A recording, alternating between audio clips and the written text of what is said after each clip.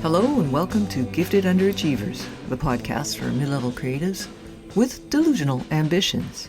In this segment, James and I talk about your local ecosystem. What is it, where you can find it, and whether you should know more about it. Hope you enjoy. Hey, Pat. Yes, James. So, I was thinking about capacity, earning more money, all this kind of stuff, being a bigger, better creative. And we were talking about it too, and we came up with this concept of exploring the local ecosystem. Yeah. I think we just said, what if we talk about that? There was a lot less thoughtfulness. Exactly. Far less intentionality. Yeah. Because, the local ecosystem exists everywhere, right? With your food, I guess with your weather, who you run around with. Yeah, the farmer's market, that's part of that. Is that part of your the local ecosystem? Yes, exactly. So when I think of it, right, Mhm. I think of what's around that I'm not tapping into. Yeah. Right. Or things that I am tapping into, and maybe I'm not extracting as much as there potentially is present. Right. Yeah. And we talked, this isn't about being online either. So it's definitely geographically where you can do it in person. Yeah, that's what we're talking about right now. I would say there are online ecosystems, but they're not local if you think about it in geographic terms. And so we're really talking about it in terms of, for somebody who's working as a creative, how do you think about your local ecosystem? Mhm. Are you intentional? And the reason it came up for me was because when I did my MFA in writing, there was absolutely zero talk about the local publishing scenes in your community. Nobody ever mentioned them. And so what got talked about was, how do you get an agent? How do you get a New Mhm. York agent? How does your New York agent get a New York publisher? And that's just because I was in an American program. If I'd been in a Canadian program, it probably would have been a little bit more Canadian centric. If I'd been going in the Mhm. UK, probably would have been about publishing in Europe. But what I think it took me a long time to figure out or realize even was until I got a fluke book published in last year in 2024 locally, that I went out to support it and to, meet other writers. And I mean, just to readings. I just went to readings to see how not to fuck up my Mhm. reading. And I realized there was this really active publishing scene in my hometown. Mhm. Mhm. And that led me to think about it a little bit more. And it doesn't have to be about writing. So I have some thoughts about what your local ecosystem might mean, basically. And I'd be interested Right. in what you think it means for you, because you're Boston adjacent. Mhm. So we're both in fairly big towns, but Boston has an older publishing history than, say, Vancouver. Mhm.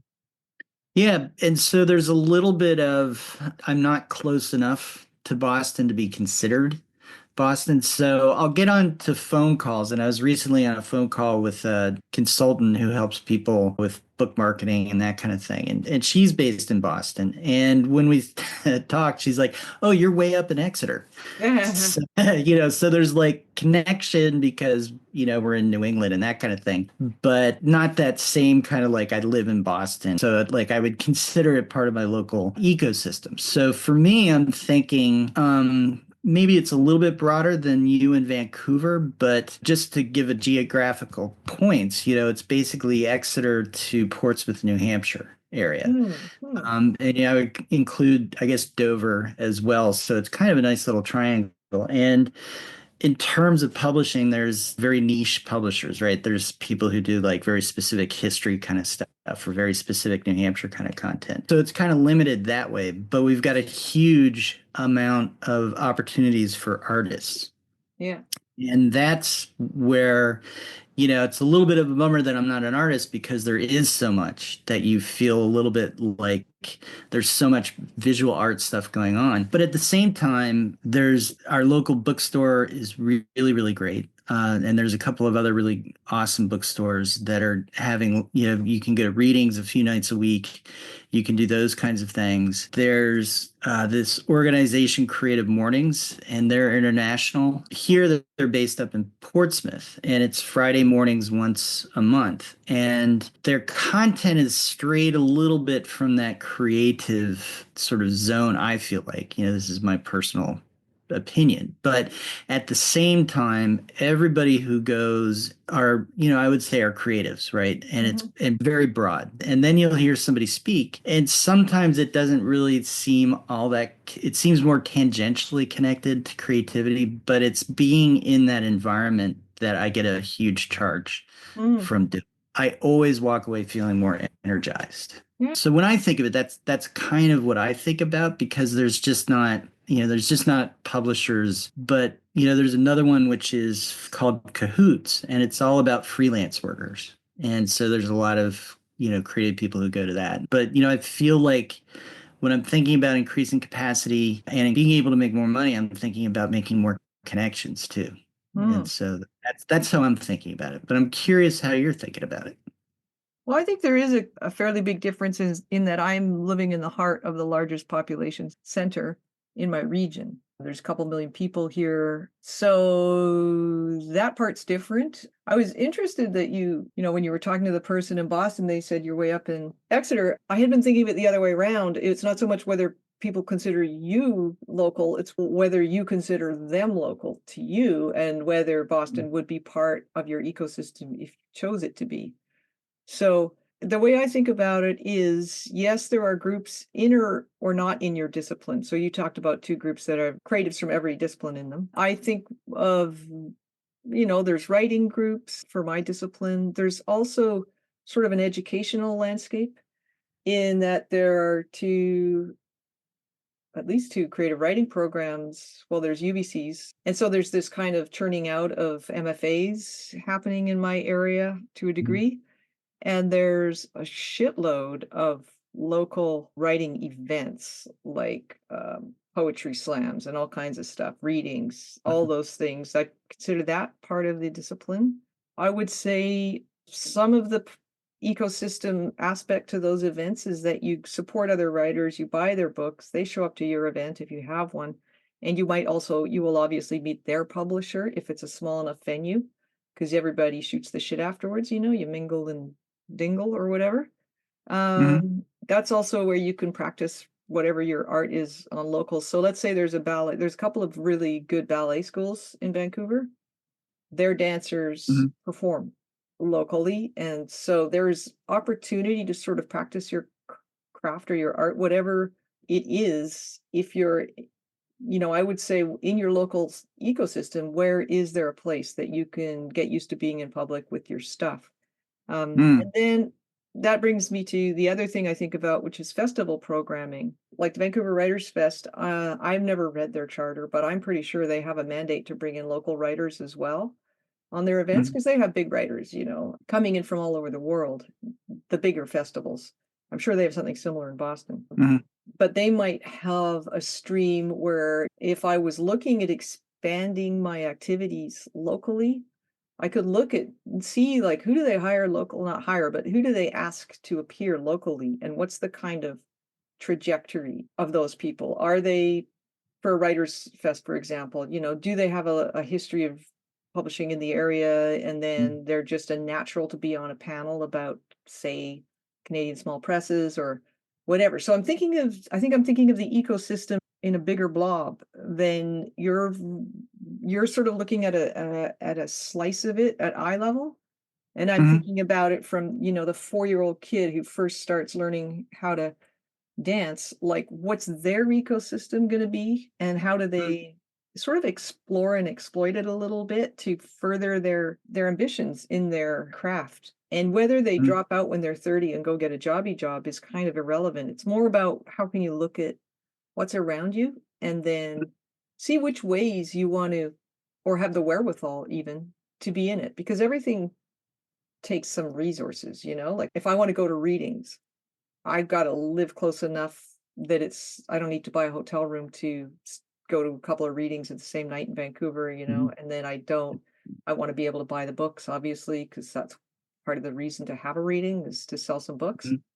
And so there is this aspect of it that's resource based, but there are also a shitload of free festivals that any schmuck can go to, and they have different things Mhm. like Word on the Street. I volunteered with the Writers Union of Canada table, my first time because I hadn't been a member before, and, it was kind of fun. I'm sure I'll see some faces again, if I volunteer Mhm. again next year, which I'd like to do. So, yeah, just stuff like that. That's what I think of when I think of the ecosystem. That's yeah, boy, that's great. And thanks for broadening that out because it just like exploded all this other stuff. And so I would add, and these are things that I think are common to just about any locality, right? Like I don't feel like you have to be in a city to be near these kinds of things, but Right. Yeah. I would start thinking about this as create an inventory, Yeah. right?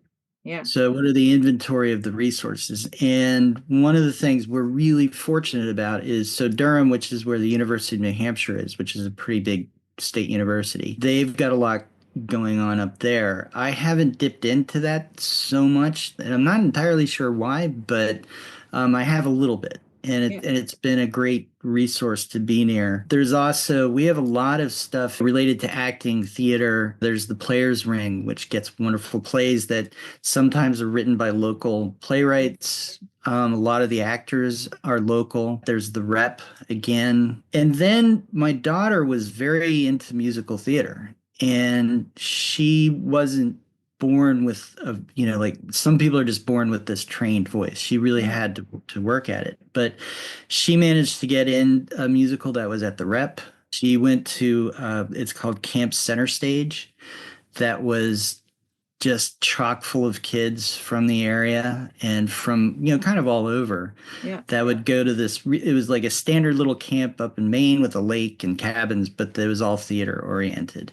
Cool. So, yeah, so having you say that really got me thinking more about the inventory. Yeah. But That's you mean inventory what around you might want to explore a little bit more, not necessarily just to advance your career and increase your capacity, but also to actually put some shit on your CV, meet some people. Really, you can't leave that stuff to chance because chance is not going to Mhm. hand you that stuff. You've got to be pretty intentional if you want to Mhm. have a creative career about everything. And I did it ass backwards. Like I got an agent before I knew anything about local publishing.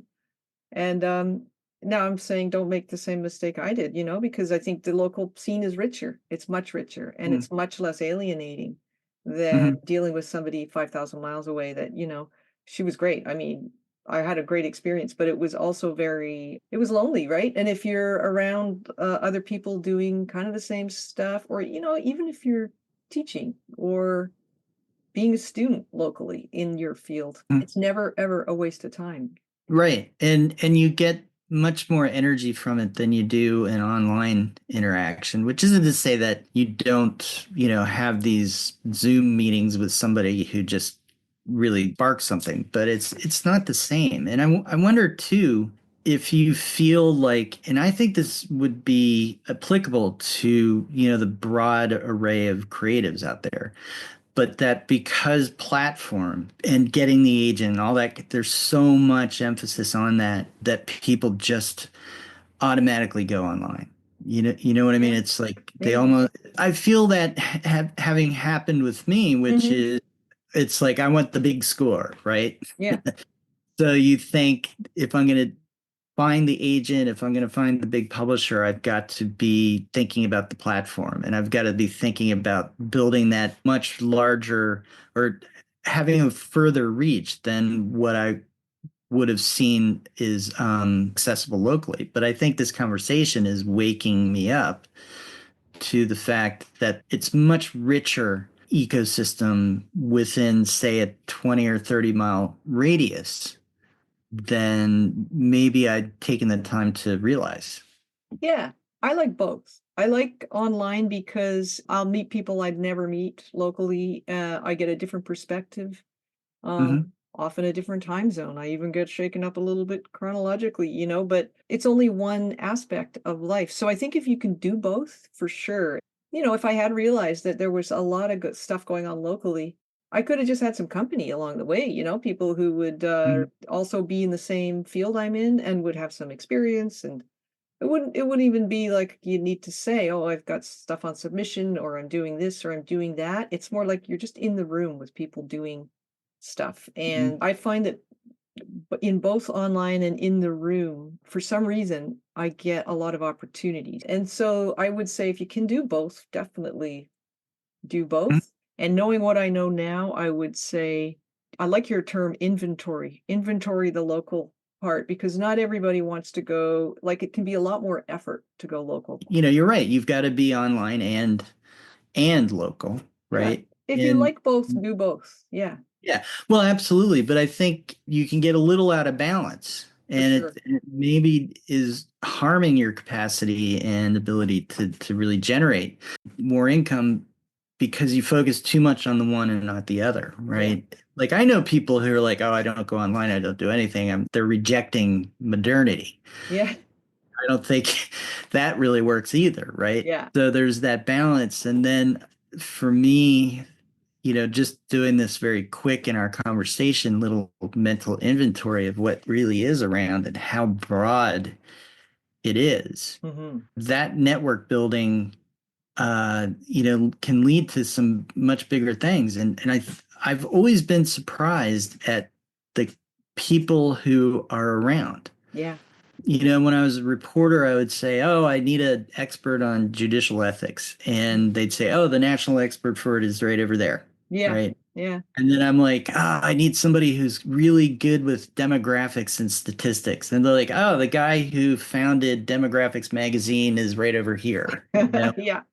The ability to run into people who can meaningfully impact you as a creative it's hard to know until you're doing it. Yeah, totally. And vice versa, that you can meaningfully impact other people because that happens too. So I think it's a good little thing to consider. I think we should advocate it. Gifted underachievers, advocate exploring your local ecosystem. All right. Well, we got to run it through the Gifted Underachievers Committee on Advocacy, Oh, but right. I'm sure we can get all 30 members to agree.